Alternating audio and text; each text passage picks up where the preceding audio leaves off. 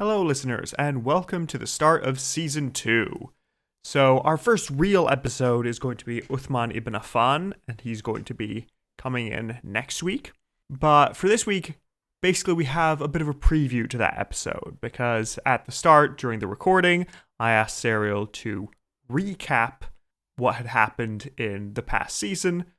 I was expecting a 1-minute thing, but actually it turned out to be much longer and more entertaining recording than I had expected. So you get to all enjoy this early this week, and you can have an opening to the new year by reminding yourselves of all the past glories, all the past triumphs and tragedies of the various empires that have passed each other by. And this means that you'll be all caught up and ready to get into the first new episode starting next week. So we hope you enjoy this, and we're looking forward to the first real episode next week.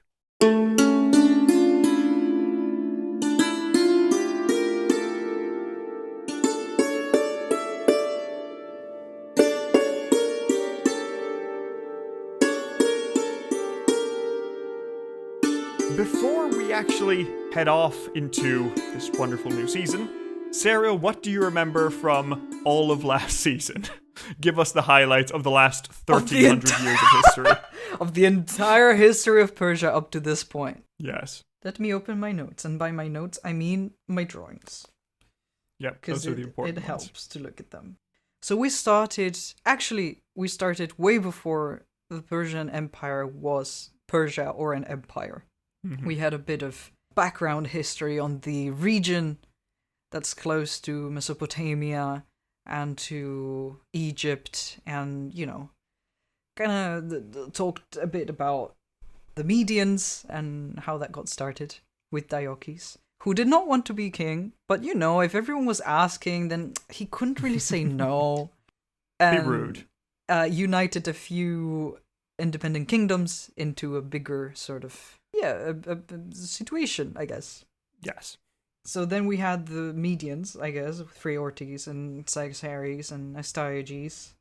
As the empire continued and grew and became sort of like, in and of itself, sort of more independent, more present in the area. Mm-hmm. Then we had Cyrus the Great, who was an incredible king of myth and legend, of whom we had a lot of different stories, because when you have someone important that people like and consider important, then you just make extra stories to make them look cooler, and then those stories get passed down, and then people make more stories, and eventually he just became a legend. Yeah, exactly. That's his vibe. And he is the person that every other king afterwards will try to find some sort of relation to, or try to imitate and emulate. Yeah, and then we continued with Cambyses, with Bardia, who we didn't know if he died at one point or not, or he died multiple times. Until we got to Darius I, who is the second dearly beloved king by many, because he's also incredibly iconic, and he also just flipped the empire upside down, redid a lot of infrastructure, basically gave the Persian Empire the tools to survive so many years and to actually thrive so many years. And he rewrote history to make himself the main character of the whole point, to the point where we didn't know the actual history until relatively recently, and to the point where even nowadays his name is well known and respected, and we have a lot of story to deal with him. So good job, Darius, on rewriting history. Yes, definitely. Then we had a few kings who didn't survive as well as Darius did. No, as it happens. We have a bunch of latter Achaemenids going on. Short period of just one after the other. Xerxes the Great, Artaxerxes, Xerxes II, Sogdianus. Just, good mention to Megabyzus in there with Artaxerxes, because I like Megabyzus. Darius II with Parysatis, who is also, she was the queen, not a king, but her figure was so iconic and left such a mark that we would be talking about her for the rest of the podcast. Yeah. Ruthless queen. Mm-hmm. Artaxerxes II, Artaxerxes III, da. These are the Achaemenids? The Achaemenids, yes. Yeah, the Achaemenids. And then we arrive at Alexander the Great, where the region of Persia and the Persian Empire at the time gets overtaken by the Hellenistic branch of kings that will follow. Mm-hmm. Alexander the Great, incredible commander in war, not so good of an emperor, died fairly young, Yes. and the empire immediately self-destroyed. Yep.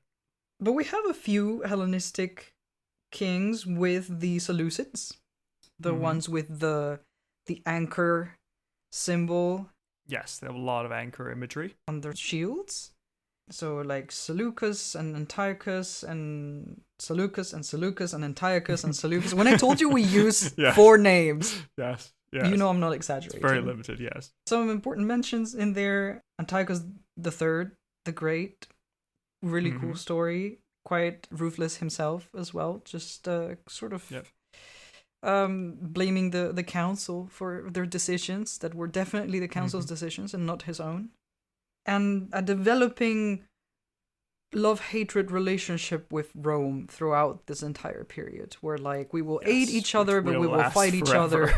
And this is when it starts happening, right? This is where This is the first contact we have with Yes. Rome is under Antiochus the Great, yes. I'm so good at this, guys. I remember so much. It's been years, but you're still there. Right.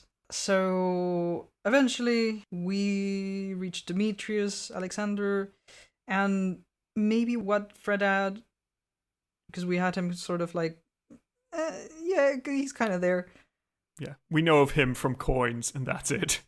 Yeah, it's a period where we don't have that much information, because then the Parthians are approaching. And with the Parthians arrives Mithridates I, who, you know, new strong king to take over an empire that was sort of dwindling again, which is, you know, why it got taken over. Admittedly, Of course. Yeah. if they had had a strong emperor, a strong ruler in place, maybe it wouldn't have happened. Phraates II, who has to somehow juggle being the emperor with keeping up and damage control from Yes. the Seleucids, namely Demetrius, who keeps getting in the way of Yes. things. Definitely. And we continue through Artabanus the first and the second to Mithridates II, who actually was like marketed himself as a great unifier, friend of the Greeks, king. Yes. Founds the Silk Road and everything is good stuff. Yeah, actually a king. I mean, this wasn't just marketing. This was like actually like what he Yeah. did. He was someone who actually extended ties throughout to other empires and like created a lot of commerce and a lot of, you know, expanded what is the cultural barriers of the empire. Yeah. And then we go forward with Cotarses and Orodes, Sinatruses, Phraates, blah blah. I'm not gonna name all of them, but No, we go no forth. need to name all. Just the some highlights. you know? exactly some highlights. Anything that's especially memorable. This is still within the Parthians, right? When we get to Musa. Yeah, yeah. Parthians last for a while. So after Phraates IV, who is strangling a pterodactyl, which was mentioned to, what was the actual name? Because I will never remember. I think it was Tiridates or Yes. something. Possibly.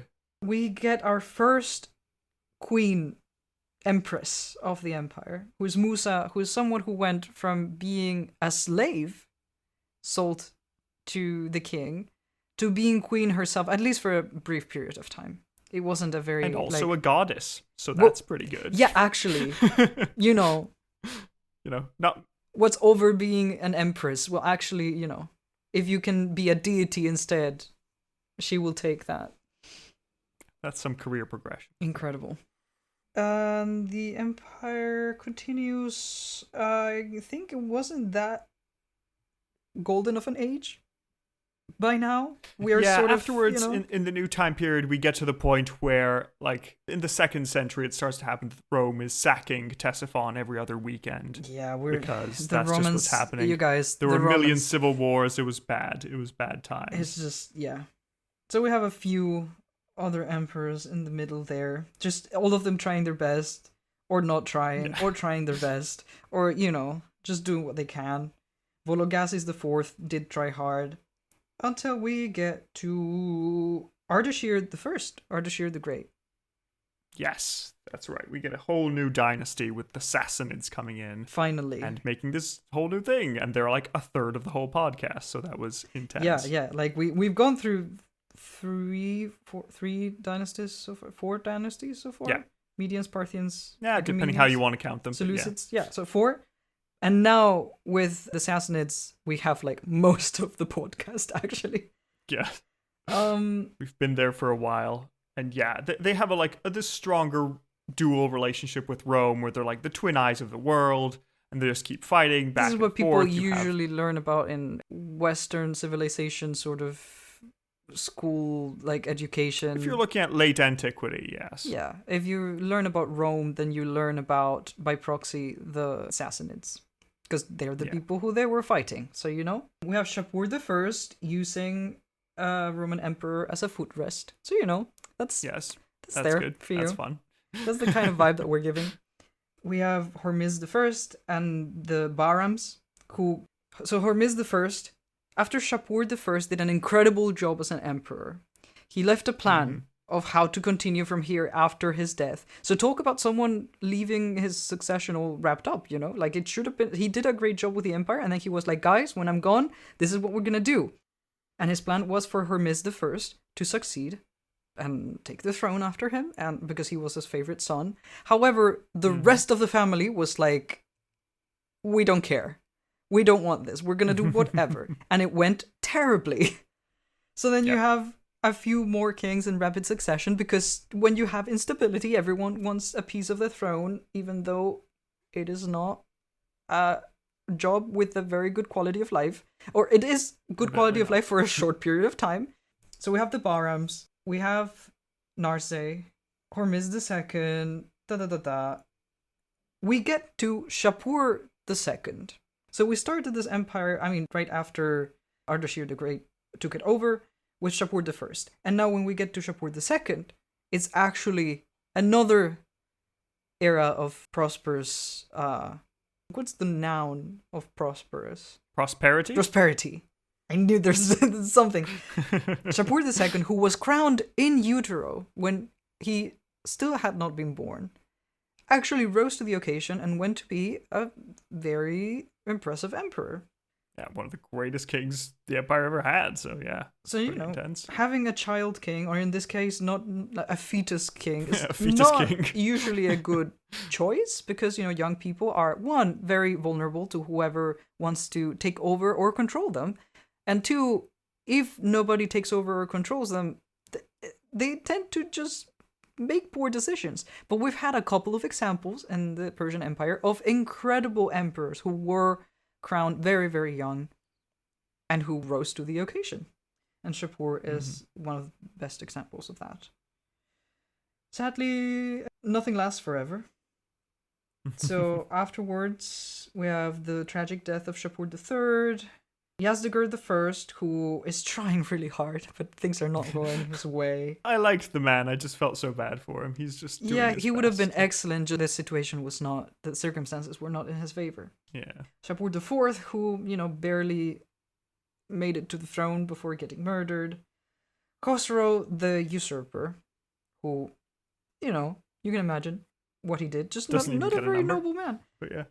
Yazdegerd II, who actually managed to control the nobles somehow for once, because the nobles have been this ruling but non-ruling class who get into everyone's business, seeking their own immediate betterment and success, and condemn everyone else in the process. I am very... Yes, basically. I hate the nobles. so much.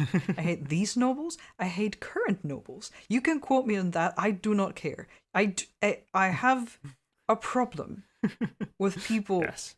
who have a lot of power and use it to get their immediate satisfaction of their own desires above the greater good. Just putting it out there. Fair. And Hormizd III has to deal with the Hephthalites Mm-hmm. a few years after. Paris the First. Didn't Paris the First call on some allies? Yeah, Or he's call the on- one who invited Yes, the he Hephthalites was in the and one, spent the right? rest of his Yes. reign to fight them. So the yes. Hephthalites that were coming with Hormizd III, his predecessor, then help Paris the First get to the throne. However, then he has to, deal with the fact that they helped him. So now he has to help them, or else they can just take the emperor for themselves. Like, why use Paros Yep. at all? Yep, it's a bad time. Yeah, this happens a couple times, actually, which is quite interesting. Yep, Like, two yep. emperors make the same mistake and face the same consequences right after one another, which is... Yep. You would think people would learn from the history, but alas. We have Kavad the First and Gamasp, who, usurp the throne from each other. Yeah, Jamasp takes the throne from Kavad I, who is then essentially has this semi-communist revolution, Yes, deciding, true. you know what, the best way to get rid of the nobles is to get rid of private property and just Yeah, see I how that liked him. goes. Yeah. And then eventually, didn't work out. He was in the Fortress of Oblivion, escaped from there. That was cool. I still want a movie about Kavad the First. I keep saying let's make a movie, but I have the power to just make a comic about it or something, or make a theater Yeah, play. you can. That'd be cool. Yeah, you have the power of arts and anime on your side. Literally. Okay. So we go back and forth between these two. Then Khosrow the First gets to the throne. And actually, there's a period of it's a difficult time because we've changed emperors for rapidly for a while, and Khosrow the First actually manages to be on the throne for a while. He makes new Antioch by taking Antioch, the city, from where it was, stone by stone, and placing it somewhere else and just reconstructing it and displacing all the people there and being like, your city's here now. Yep. Just Khosrow's better Antioch. Yep. Because screw you in particular. And that screw you is, of course, to the Romans. Because, Yeah, of course. yes. Goes without saying. Screw you, Justinian in particular. And after Hormizd IV and Bahram VI, we get to Khosrow II, who is defeated in a tragically heartbreaking way.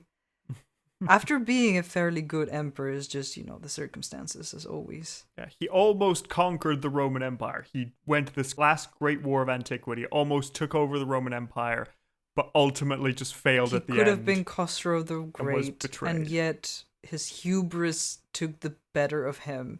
However, hindsight is 2020, is what Yeah, people usually we love a say. hubristic king. Yes. Still, really incredible story. I still really, really like it. Very sad, but also very impressive.